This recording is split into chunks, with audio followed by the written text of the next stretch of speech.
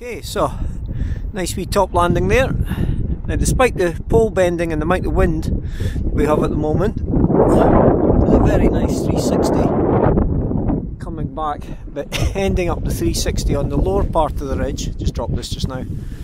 Ending up the 360 on the lower part of the ridge with maybe about 2-3 feet clearance. Very low ground speed. So despite the wind speed now being almost trim speed, the best height I've had is less than the height of the low mass. So the air, while it's quite variable in strength, just isn't giving any vertical. Now that's not too surprising when you look at the clouds, the general stability of the air, and the fact that in the valley we've got all this cold air giving the fog bank. Apparently there was aircraft circling earlier on for about 40 minutes and then ended up having to divert through to Edinburgh.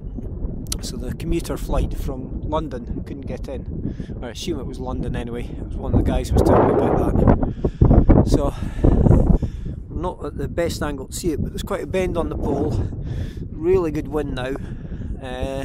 Last flight was probably 20 odd minutes, but despite working every bit of lift, and at times very technical, so you couldn't get really above the hilltop more than 10 metres, and that was actually quite a bit out front. So I'm guessing, haven't actually looked at it for the afternoon, that the 214, the spot wind, is probably showing an incredibly stable, noticeable inversion, and that would match up with the type of cloud we've got. So it's very much a layered cloud of a slight cumuliform, so stratocumulus. Cloud base, again not looked up, but the low base is probably about 3,500 feet, and the high base I'm guessing about 8 or 9, but maybe higher.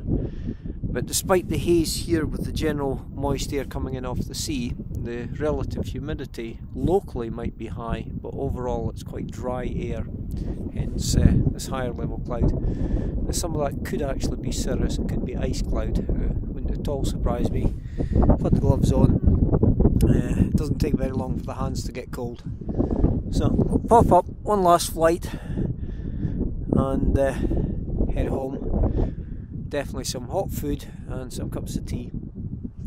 So well worth coming up for the flying, but very technical, some of the hardest technical cold air flying I've done this year. And it was mostly just to maintain height. A total of probably about a dozen flights. Only 4 of them? Yeah, only 4 of the flights were over 5 minutes. And the last one, with this wind having picked up, really working it, was definitely the best one. But most of the flights have been landing, often with the wing flying, maybe 10 metres down on the slope and just jog back up to take off again. But, great fun, but hard work today, but enjoyable.